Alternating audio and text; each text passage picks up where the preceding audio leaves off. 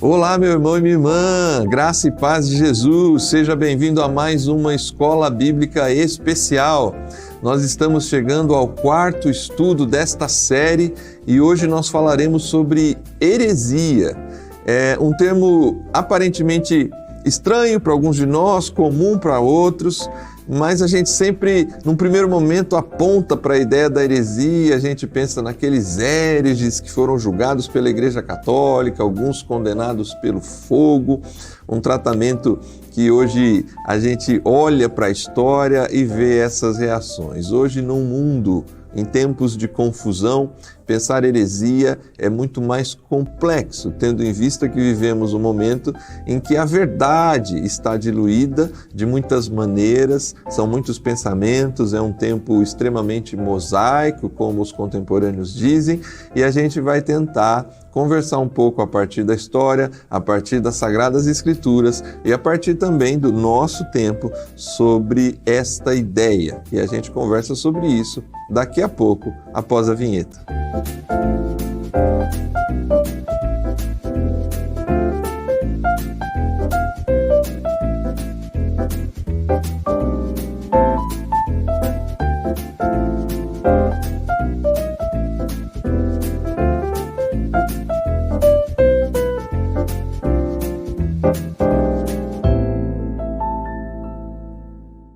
Muito bem, estamos de volta. É um prazer receber você aqui para mais esta Escola Bíblica Especial. E já fica desde já o nosso convite. Compartilhe esse link com seus amigos, com as pessoas que amam o estudo da Palavra de Deus, com a sua igreja local, para que mais pessoas tenham contato, para que mais pessoas acompanhem o estudo da lição junto aqui com a gente. Compartilhe esse link, curta aí a nossa live, em qualquer momento que você estiver assistindo, porque isso é importante aqui para a TV Viva a Promessa e para a divulgação do nosso conteúdo. Hoje nós estamos chegando na lição de número 4, Heresias Destruidoras. E para ajudar a conversar sobre esse assunto, nós temos aqui um pastor que eu acho que vai aparecer pela primeira vez aqui na Escola Bíblica Especial e quem sabe vai aparecer outras vezes aqui com a gente, não só na Escola Bíblica Especial, mas em outros programas também da TV Viva a Promessa. A gente tem o privilégio de receber hoje aqui o pastor Santiago,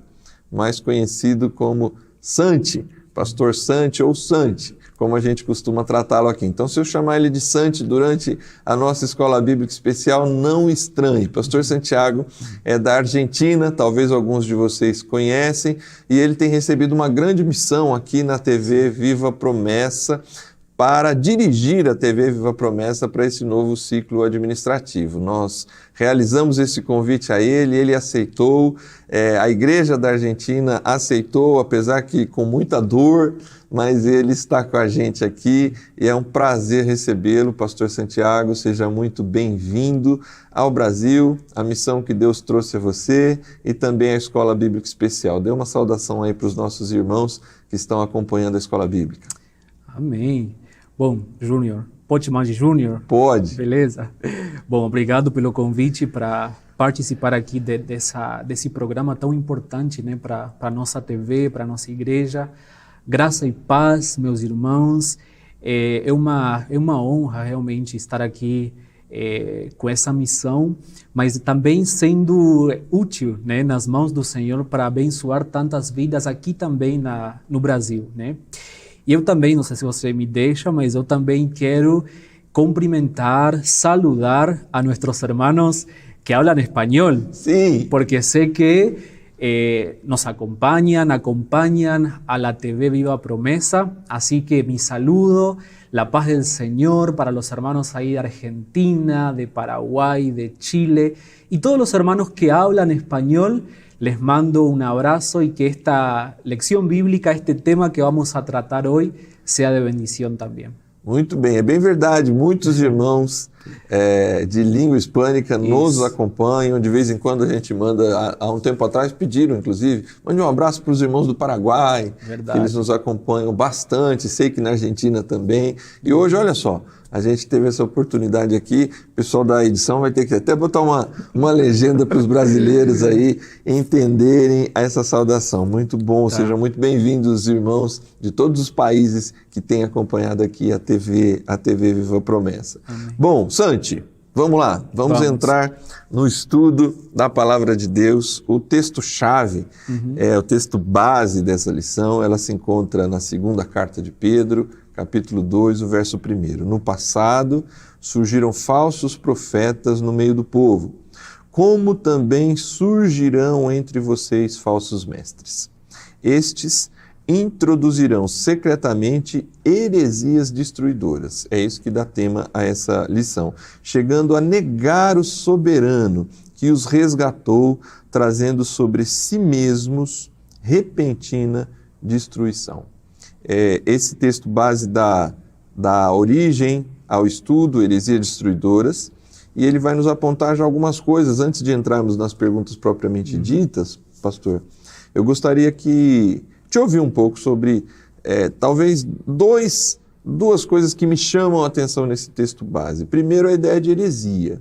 Sim. Apesar de eu ter iniciado falando sobre essa ideia, principalmente na história, né, de hereges que foram condenados pela igreja ao longo da sua história, o texto aqui parece mostrar que já houve hereges antes do tempo de Cristo, sim, que haveria ali naqueles primeiros anos e parece que é algo que acompanha a história da igreja. Esse é um fator.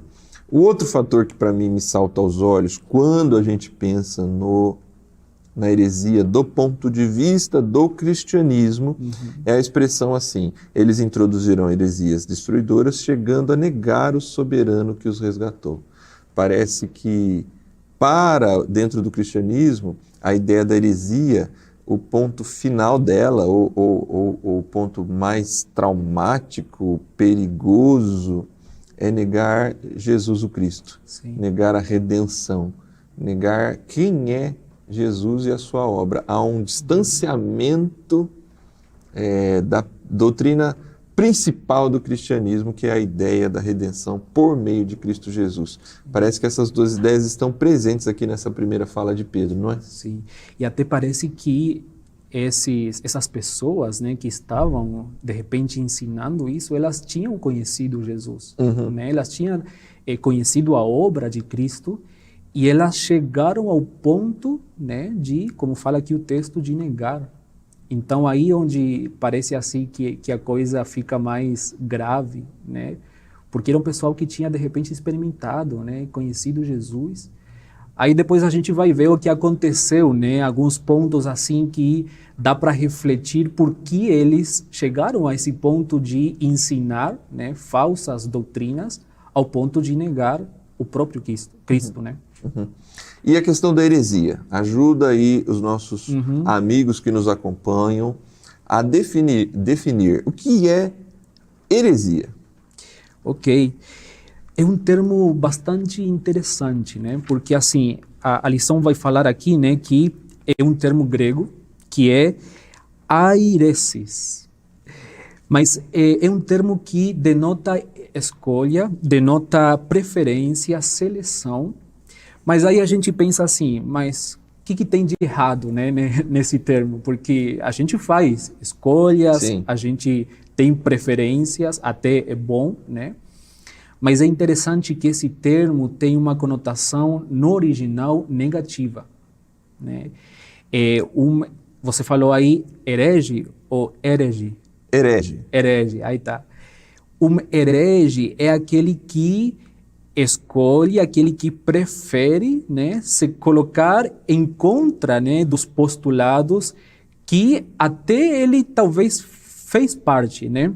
Então, um herege religioso é aquele que se coloca em contra, né, dos postulados cristãos, que ele escolhe, ele prefere falar ou se colocar em contra, né, da doutrina cristã. No início da mensagem cristã, os primeiros cristãos, para os judeus, eram hereges. São considerados hereges, não são? Porque, aliás, existe até o termo, a heresia dos cristãos, né? Sim. Então, esse povo do caminho, que é a primeira forma, talvez, como os cristãos são chamados ali em Atos, na verdade, ali, a leitura inicial que se tem é que é um grupo de judeus que agora tem uma nova maneira de olhar, e essa maneira é herética, porque se afasta. É contrária, né? É contrária ao judaísmo, à interpretação dos principais rabinos da época. Essa é a questão. O próprio Jesus é assim taxado, né? Por conta das suas posturas diante da lei, diante dos costumes judaicos. Então, mas não deixa de ser um termo negativo. Quando um judeu chama um cristão de herege, há um aspecto negativo na forma de chamar. Né? Sim. Não é positivo, não. De alguma forma, a ideia é, dentro do cristianismo, aí sim, a interpretação cristã, e aí por isso que eu acho que está tão no início do capítulo que Pedro vai falar sobre heresia, ele relacionar heresia destruidora com negar o soberano que os resgatou. O que dá a ideia de que eles conheciam, Sim. que eles também foram resgatados pelo Senhor, mas agora eles negam, eles se afastam. E isso vai se manifestar, óbvio, em diversas doutrinas, mas fundamentalmente dentro do cristianismo, a heresia ela é percebida, ou ela chega no seu ponto máximo quando se nega a obra da redenção. Sim. Né? Vamos lá, então, avançar dentro de algumas questões que se destacam a partir das perguntas que temos aqui, que vão nos ajudar a compreender esse caminho da heresia na compreensão de Pedro. A primeira questão é assim: leia os 4 primeiros parágrafos e também 2 Pedro 2, 1 a 3, e comente sobre o comportamento dos falsos mestres denunciados por Pedro na sua carta. Quem eram esses falsos mestres e como agiam? Ok. Eu acho bom ler, né? Sim. Vamos ler aqui 2 Pedro 2, do versículo 1 até o versículo 3. Diz assim, eu vou ler na versão NVI.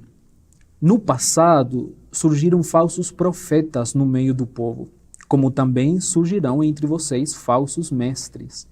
Estes introduzirão secretamente heresias destruidoras, chegando a negar o soberano que os resgatou, trazendo sobre si mesmos repentina destruição.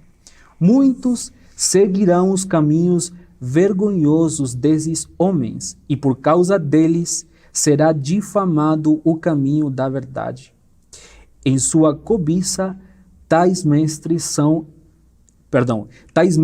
os explorarão com histórias que inventaram.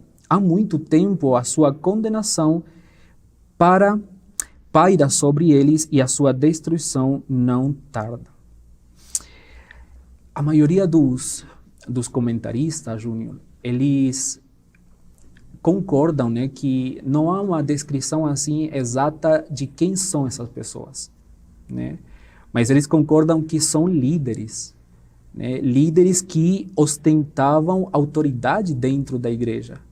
Por conta do que a gente comentou aqui, né? Que eles faziam parte da igreja. Eles também tinham sido resgatados pela obra de Cristo, né? Eles talvez tinham essa aparência de autoridade dentro da igreja. Mas aí interessante, né? Como Pedro ele descreve, né? O atuar deles. E é importante fazer uma conexão com o capítulo 3, o capítulo seguinte aí de Pedro, porque Pedro ele vai falar também, vai animar a igreja e tratar com a igreja a questão da aparente demora, né, da vinda de Cristo. Porque, assim, ele vai tratar isso, né, talvez a gente vai estudar nas próximas lições, mas o que a maioria concorda é que talvez essa forma de atuar desses líderes, essa forma libertina, essa forma de explorar os irmãos, essa forma de ensinar nessas doutrinas que são destrutoras, né, que Pedro vai falar, talvez tenha a ver com a questão de que, como Cristo está demorando, como Cristo não está vindo, né, aparentemente ele não vai vir, aparentemente esse negócio aí de juízo final não vai acontecer, é uma mentira, então é uma desculpa para fazer o que eles estão fazendo, né? Aí entra a questão do pecado, a questão da libertinagem, a questão da exploração, né, dos irmãos, e assim, o ensino, né, o ensino de uma doutrina que acaba destruindo, né, a igreja. Sim, você está falando, nós temos um caso recente, presente nos últimos dias, as notícias, pelo menos aqui no Brasil, estouraram semana passada, de um pastor muito proeminente, respeitado na Nigéria. E ele, inclusive, já faleceu. E mais de 35 mulheres o acusam de assédio, de violência. E para o que mais me assustou é que uma filha dele também apresentou relatos de ser aprisionada dentro de um quarto e tudo mais. Essa ideia é da heresia que vem conjugada com um antinomianismo, né? uma rejeição da lei e, ao mesmo tempo, de um falso moralismo, que são duas maneiras de olhar para o mesmo assunto, né? Negar completamente a ação da lei de Deus e, por outro lado, aplicar a lei de Deus de uma forma extremamente equivocada, trazendo peso, cargas excessivas sobre as pessoas, e um moralismo que se manifesta na exploração. Sim. Das mais diversas, financeira, emocional, sexual, fazendo com que as pessoas sejam subjugadas a esses líderes a partir das suas personalidades, né? Por conhecerem o Evangelho, por vezes esses líderes, eles são, a lição fala disso, né? Libertinos, exploradores e dissimulados, né? Sim. Mas com uma capacidade de defender o que pensam para aproveitar-se das pessoas, que acaba enganando a muitos, né? Mas é isso que acontece, porque a gente pensa, né, como as pessoas elas são enganadas, como as pessoas elas acabam acreditando nessas heresias, e aí tem a ver muitas vezes com essa posição desses líderes. Eles têm autoridade, eles são reconhecidos dentro da igreja, né? Como você falou, por conta do caráter deles, da influência que eles têm nas pessoas. Então, você falou do caso da Nigéria, mas assim, quantos casos, né, tem aqui na América Latina mesmo? Sim. Né? A gente, lá na Argentina mesmo, tem pessoas, né, que são mal vistas. Depois a gente vai falar sobre o que acontece, né, para a sociedade, mas são mal vistas, né, e a gente pode, por isso eu acho assim oportuna, né, a lição para nos alertar sobre isso, né? Sim. Porque nós reconhecemos a autoridade das pessoas, a gente reconhece a liderança das pessoas, mas como isso pode ser, né, destrutivo, né? Sim. Se for mal utilizado, né? Eu não tem como não voltar em Jesus, né? Você conhece a árvore pelo seu fruto, né? Sim. E é nesse ponto do Sermão da Montanha que Jesus fala de alguns líderes que em algum momento ele vai dizer, nunca conheci vocês, né? Apartai-vos de mim. Né? Falei, eles vão dizer, mas a gente pregou, profetizou, expulsou demônio, te chamou, Senhor, Senhor, etc. E ele vai dizer, eu não conheço vocês, porque Pedro usa essa expressão, Judas também vai usar essa expressão, são nuvens sem água. Sim. São vazios por dentro, né? Eles têm uma aparência de algo que, na verdade, não são. Tem. Então, eu acho que essa primeira questão nos ajuda a identificar a heresia a partir do comportamento desse possível líder, né? Há nele uma disfunção entre o que prega e o que realmente vive. Isso. A maneira como trata as pessoas e o interesse que está por trás daquilo que ele faz, né? O interesse financeiro, o interesse do abuso. E isso, infelizmente, você falou, eu citei a Nigéria porque foi um caso que me chamou muito a atenção da semana passada. É óbvio, é presente em qualquer país, em qualquer situação. Nós temos escândalos na igreja católica, entre os protestantes, pentecostais. Infelizmente, no nosso arraial, a gente conhece histórias desse tipo de abuso, e são pessoas que, por vezes, eles arrebatam multidões, mas o coração nega o soberano. Não conhece, talvez. Que os resgatou, né? Eles negam a redenção ao agir dessa forma. Mas aí a gente precisa entrar na segunda questão, utilizando os dois últimos parágrafos do item 1 e 2 Pedro 2, verso 2, responda: o falso ensino é destrutivo. O que ele pode fazer com o caminho da verdade? Ele pode desviar pessoas? Pode. Desvia, né? Pode, desvia. E a gente não está livre disso, sabe? Por isso Pedro está tratando isso com a igreja, né? Alertando a igreja sobre isso, né? Porque é algo que a gente tranquilamente pode cair, né? E é interessante, né? Porque, assim, destrói e desvia as pessoas de Cristo. Isso. Né? Porque Jesus, ele se apresenta como a verdade, né? Quando a gente vai e lê a Bíblia, a gente estuda a Bíblia, a gente encontra aí a Jesus, né? A gente encontra a obra de Jesus, a gente encontra a verdade sobre Jesus. Então, esses líderes, eles estavam ensinando doutrinas contrárias à verdade. Então, esses ensinos, elas afastam as pessoas de Jesus.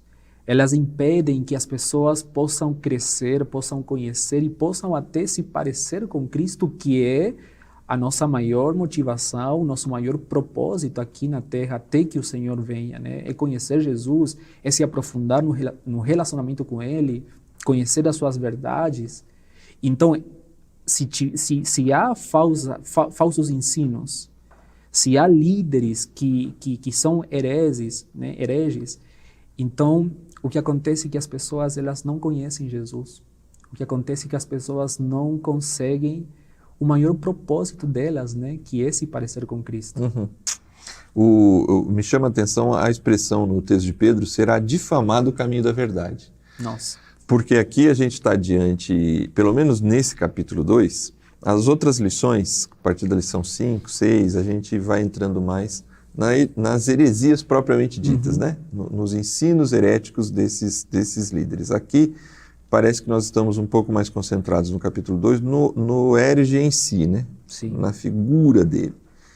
E aí, essa expressão, difamar o caminho da verdade, isso é algo que todos nós, você aí na sua cidade, na sua igreja local, pode conhecer alguém que por conta de um líder que abusou, ou financeiramente, ou de outra forma emocionalmente, ou que diz algo no seu ensino, na sua pregação, mas na cidade, no bairro, entre as pessoas próximas, sabe que aquilo que ele ensina, ele não pratica. Tudo isso difama o Evangelho, difama o caminho da verdade, como diz Pedro aqui, porque as pessoas se afastam de Jesus por causa do comportamento, do ensino e da forma como essas pessoas, quando elas são desmascaradas, isso traz vergonha para a verdade, vergonha para o Evangelho. E essas pessoas, algumas pessoas, você já deve ter ouvido essa expressão, se isso é ser crente, ou se isso é frequentar uma igreja, se esse é um pastor, se isso é ser um líder, eu quero distância disso. Então a gente tem que tomar muito cuidado. Essas pessoas, elas são destruidoras e elas precisam sair dessas posições de liderança porque elas podem causar muito mal ao Evangelho de Cristo. Sim, e é interessante, né, porque tanto aqui no contexto dessa carta, né, que Pedro vai escrever e vai enviar para a igreja, acontece o mesmo, assim, são as mesmas situações que acontecem hoje também. Questão sexual, né? Porque Pedro vai apontar principalmente a isso, né? E questão de dinheiro, né?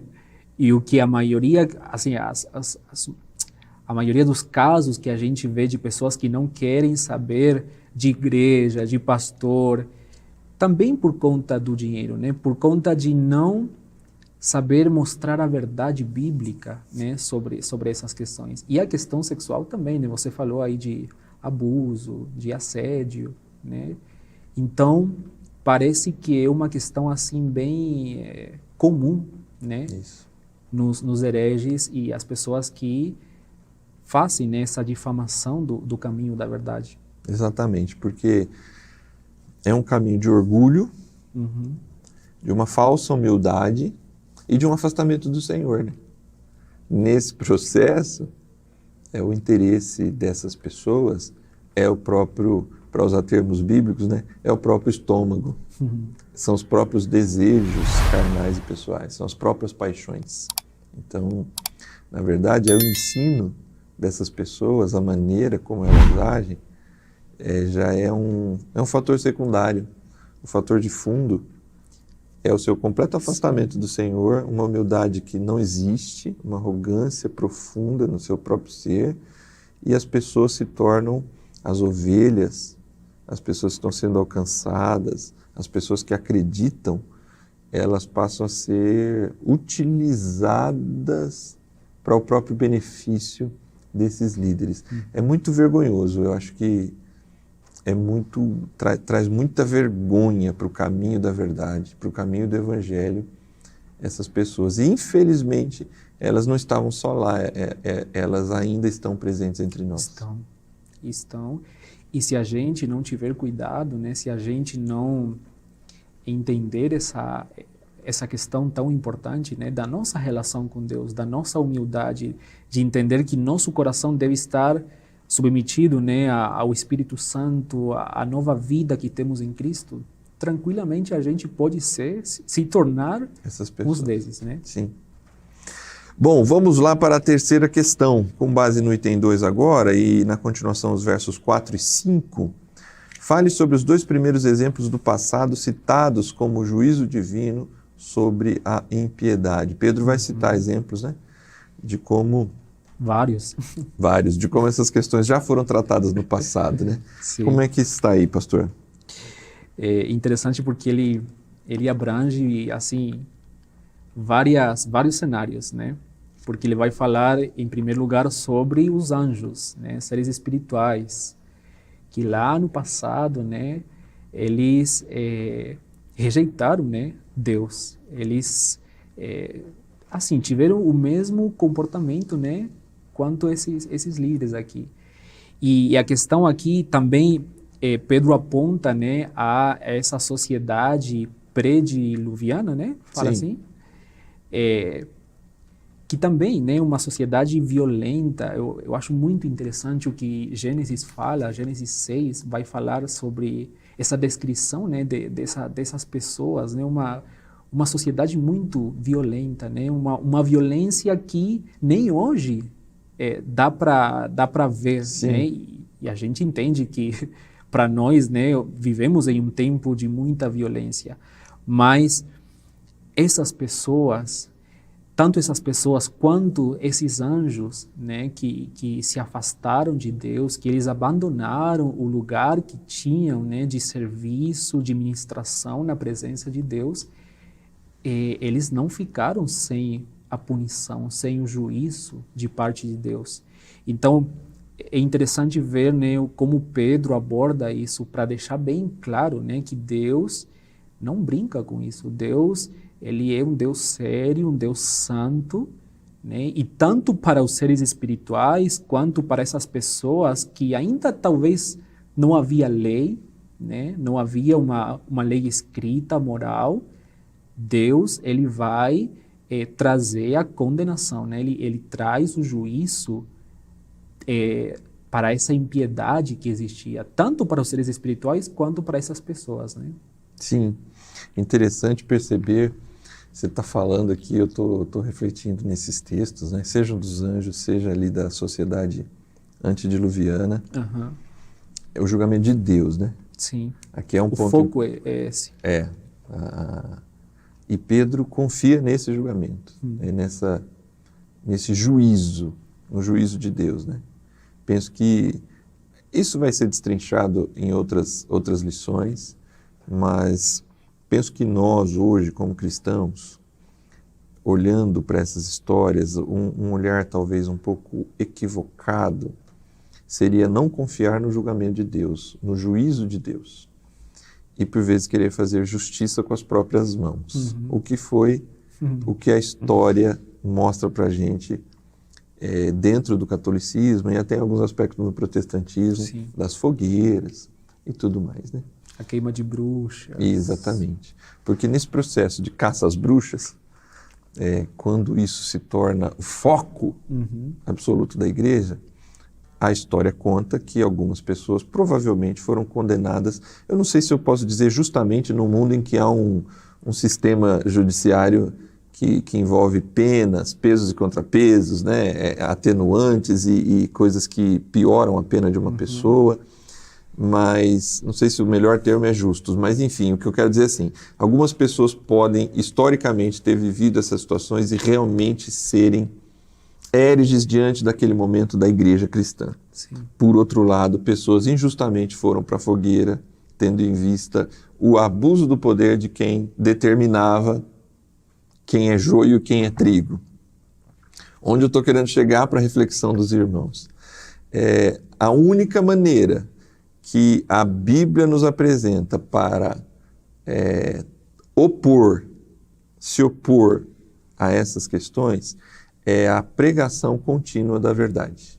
É a defesa da verdade, a defesa do Evangelho, a defesa das verdades fundamentais do reino de Deus, a defesa da aplicação da lei de Deus a partir das lentes que Jesus nos apresenta a partir do seu ministério.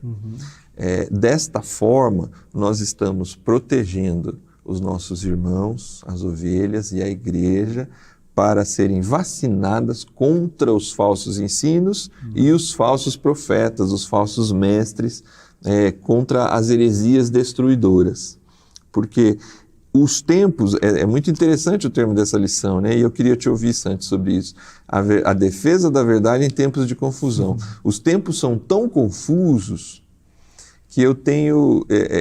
nós não podemos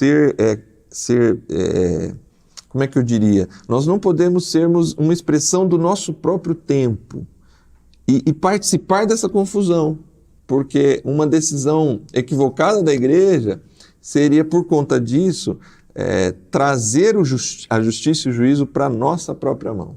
Sim. Então a gente vai matar, a gente vai colocar na fogueira de novo, a gente vai agir como o tempo de confusão age e como a história já mostrou que seria um equívoco. Quem julga é Deus, quem condena é Deus. E Deus vai condenar, pelo que diz aqui o texto. Se ele não poupou anjos, ele não vai poupar os falsos líderes. Agora,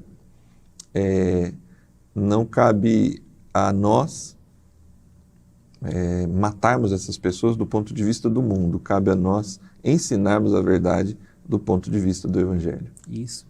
Essa é a tarefa que Deus deixou para a gente. Lembrei agora de um professor de seminário, né? Um professor meu de seminário, ele falava assim, a justiça em nossas mãos, né? A justiça nas mãos do ser humano não serve, não. A gente não sabe utilizar, porque a gente ainda somos pecadores, a gente não foi totalmente... Como fala em português? Redimidos. É só colocar redimidos. Então, a justiça na nossa mão ainda não pode ser praticada com sabedoria, com uma motivação justa e santa. Então, quando a gente tenta fazer isso, acaba no que você falou, né? Queimando pessoas injustamente. Sim.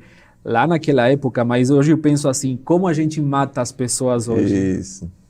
como a gente tenta fazer essa justiça, traz juízo sobre essa sociedade que está em confusão, Sim. né? Assim, hoje é uma coisa terrível a questão das redes sociais, por exemplo, você ver comentários, né, de cristãos, Sim. assim, falando cada coisa, né, julgando de uma forma tão, assim, como sem sabedoria, sabe? Sim. Porque até pode estar falando a verdade. Isso. Né? Até pode estar expondo o texto bíblico e falando o que é correto. Mas com uma intenção, uma motivação tão errada, não? Matando a pessoa, fechando toda a porta para que essa pessoa possa ter um encontro com aquele que é justo, com aquele que é santo, com aquele que é verdadeiro, sabe? Então, a gente é tentado a fazer isso. Eu reconheço, né? Sim. Muitas vezes a gente quer comentar e utilizar a justiça. Sim. Né?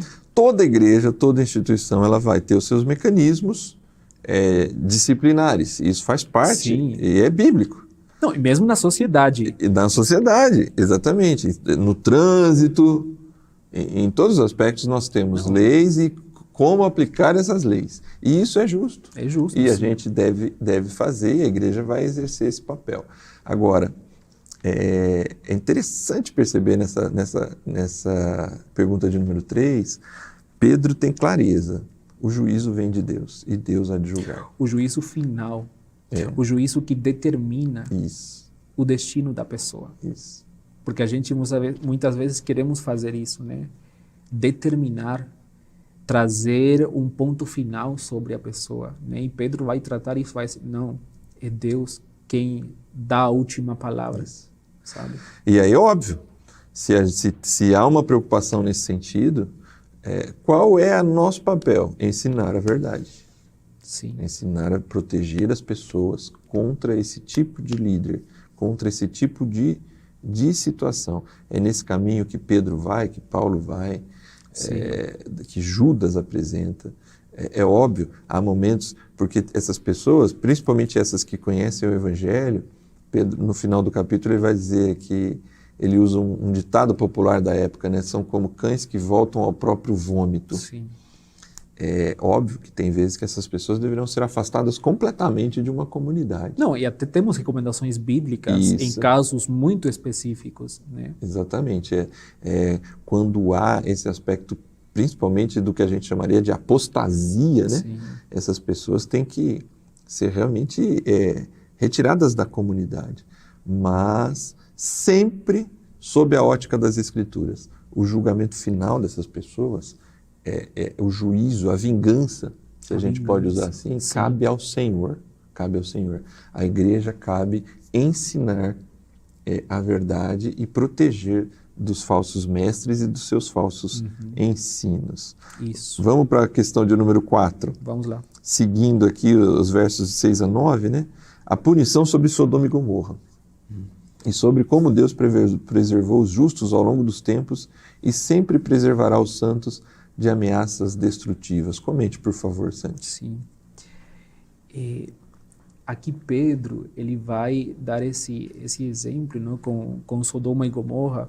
Também uma cidade, assim, um pouco parecida, talvez, com a sociedade pré-dilúvio. Né? Sim, exatamente. Mas aqui a gente tem, assim, descrições mais específicas de como era essa sociedade, né?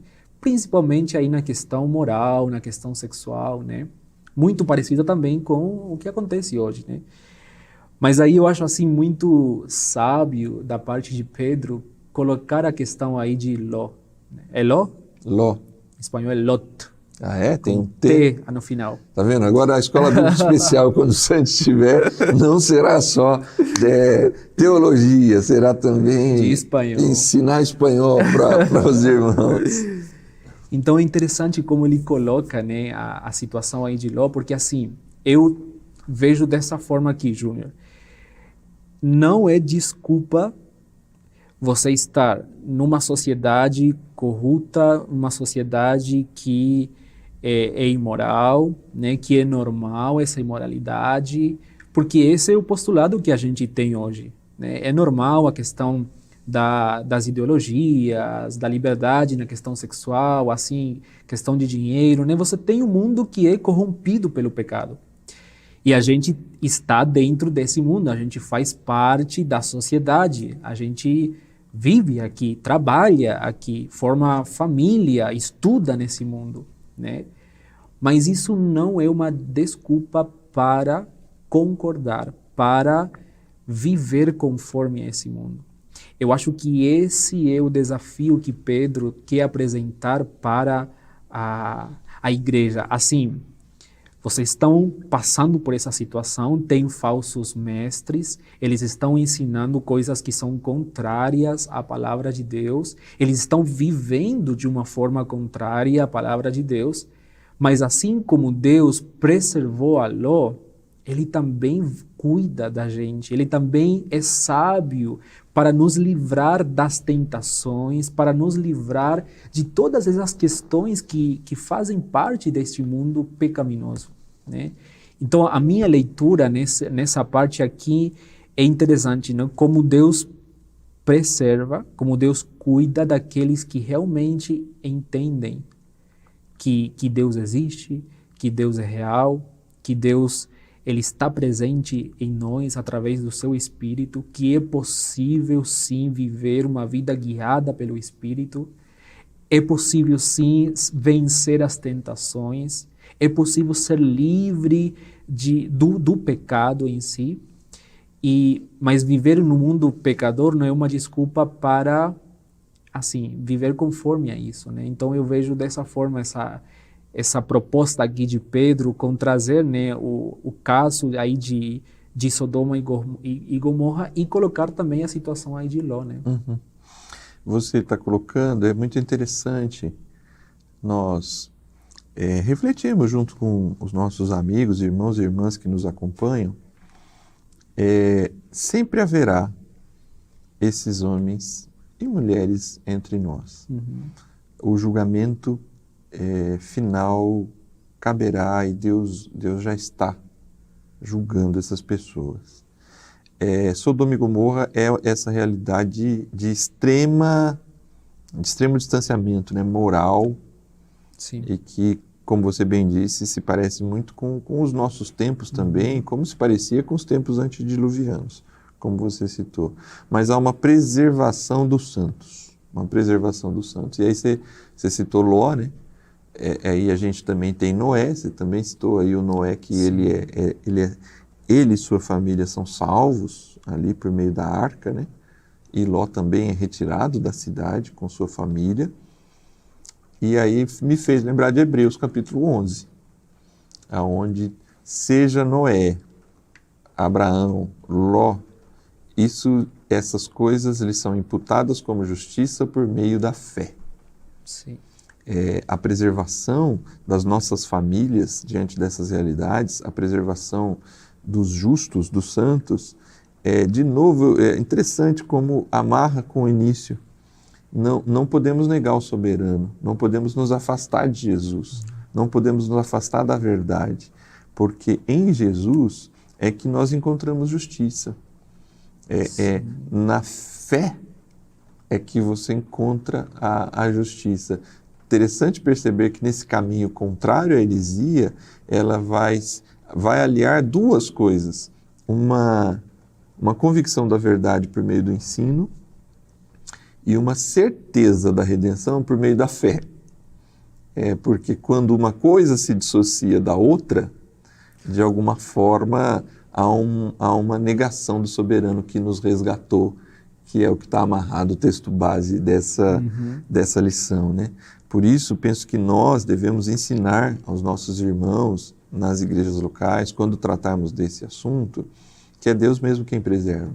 E é a fé em Jesus, aliado ao ensino da verdade, que vai dando essa condição, essa vacina, essa preservação do erro. Porque o erro vai acompanhar a sociedade enquanto ela existir, né? Uhum. E o texto apresenta assim, Ló, ele não se sentindo à vontade nessa sociedade. o texto fala, né, que Ló estava constrangido, né? Ele queria sair de lá, sabe? Porque ele era justo, né? Ele queria agradar a Deus. Então, eu acho assim importante essa descrição aí para a gente refletir, né? Como está no seu coração neste tempo que é tão confuso, né? Que é tão fácil de repente você se afastar de Deus. Temos tantas opções, né? Mas aí o coração daquele que é preservado, aquele que confia no Senhor, aquele que é justificado pela graça, pelo sacrifício de Jesus, ele entende que ele não pode viver dessa forma, né? Que ele pode fazer a diferença nesse tempo tão confuso, né? Por meio da fé, como você falou. Isto. Muito bem, Santi. Nós estamos chegando ao final desse estudo. Foi um privilégio estar com vocês aqui, acompanhando, estarmos juntos aqui. E sempre a lição termina aqui com aspectos práticos, né? Nessa série, com os olhos da vida, né? São duas aplicações aqui que a editoria desta lição traz. Estejamos alertas, a heresia sempre aparecerá. E estejamos firmes, a verdade sempre prevalecerá. Sim. Ao mesmo tempo que o comportamento herético de homens e mulheres que causam destruição e difamam o Evangelho por conta da sua arrogância, da sua libertinagem, da sua sedução, do seu abuso, há também homens e mulheres fiéis chamados por Deus. Sim. Para, por meio de tudo que seja contrário a isso, por meio da sua fé em Jesus, da sua humildade e dependência do Senhor, confiando que a sua justiça vem de Deus e não dos seus próprios trapos de imundícia, como diria Isaías. Gente que se dedica ao estudo e ao ensino da palavra de forma consciente, fiel. Tudo isso, de alguma forma, nos garantido que ao final isso prevalece. E Sim. prevalece porque o controle do universo está nas mãos de Deus. Santi, você, por favor, deixe sua última reflexão, esse incentivo, né? Essas últimas perguntas apresentam esses aspectos, né? Enfrentar a heresia e, ao mesmo tempo, exortar a igreja a manter-se firme na verdade. Sim. Deixe suas últimas palavras para os nossos irmãos. Foi um privilégio participar desse momento contigo aqui. E, na sequência, por favor, ao final, ore para o encerramento desse estudo. Tá bom. Então, há um texto, Júnior, que sempre chama muito a minha atenção. Como a igreja deve enfrentar essas questões, né? E é o exemplo de Jesus. Nessa situação de Jesus sendo tentado por o próprio Satanás, lá no deserto. E você vê Satanás tentando desviar Jesus do propósito dele, né, que ele tinha. E a cada tentação, a cada tentativa de Satanás, Jesus sempre responde com a palavra. A resposta de Jesus sempre contém a palavra de Deus. Então, como a gente se afasta, como a gente evade o perigo das heresias, é conhecendo a palavra, é tendo contato com a palavra. Esse tempo aqui, Júnior, é glorioso, né? Esse tempo que a igreja dedica para o estudo da palavra, para expor a palavra, né? A escola bíblica nas igrejas locais, né? A pregação, mas assim a gente tem acesso também no nosso dia a dia, né? No celular, várias versões. Então, não há desculpa para não conhecer, para não se aprofundar na palavra de Deus, porque isso faz a diferença. Isso faz a diferença. Contra as mentiras de Satanás, né, que vêm todos os dias, mas também contra esses líderes ou essas pessoas que tentam desvirtuar a igreja, né? Então, acho assim, Jesus sempre nos ensinando, né? Jesus sempre mostrando o caminho. É conhecer a palavra, é estudar a palavra, porque ela é fonte de vida, de verdade. A gente encontra Jesus na palavra. E essa última consideração, assim, eu acho muito importante a questão prática disso, né? Tem o aspecto de a gente ir para a palavra e conhecer Jesus nela, Mas depois o desafio é viver a palavra no dia a dia, né? E aí tem muito a ver com a questão da integridade, né? De você ser a mesma pessoa lá no seu quarto, você ser a mesma pessoa lá no seu trabalho, você viver o evangelho de forma simples, de forma cotidiana, né? E isso faz que outras pessoas também sejam alcançadas por conta de como você vive. Então o desafio é esse, né? É o relacionamento íntimo, secreto com a palavra, mas depois isso se expressa de forma externa, né? No dia a dia, com integridade. Amém. Então eu acho que é um grande desafio aqui para a gente, tá? Muito bem. E eu quero orar então, vamos orar. Vamos pedir para Deus que o Senhor possa nos ajudar neste grande desafio, né? Eu te convido aí, você que está nos assistindo, que você feche os seus olhos e prepare esse tempo, né, de reflexão, de deixar que aquilo que nós falamos aqui possa estar firme agora aí no seu coração, tá bom? Vamos orar? Pai, nós te agradecemos por esse tempo, por esse programa, Senhor, tão abençoador para tantas vidas.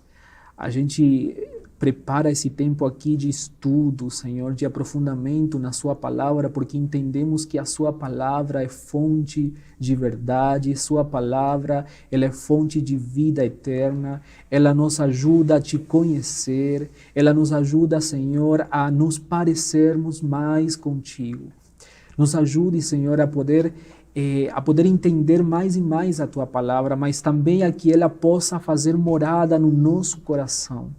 Que a gente possa viver a Tua palavra no dia a dia. E dessa forma, Jesus, dessa forma poder pregar o Teu Evangelho para essas pessoas que precisam de Ti.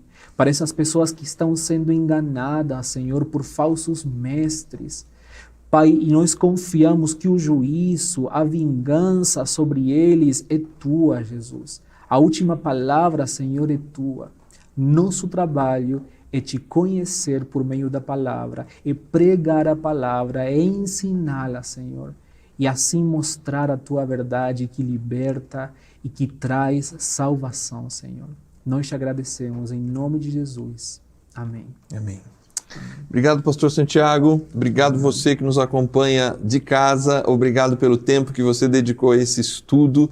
É um privilégio ter a sua audiência e a sua participação aqui com a gente. Semana que vem nós continuaremos nesse tema, na lição de número 5, e a gente espera você. Que Deus te abençoe e a gente se encontra nas próximas lições. Até lá!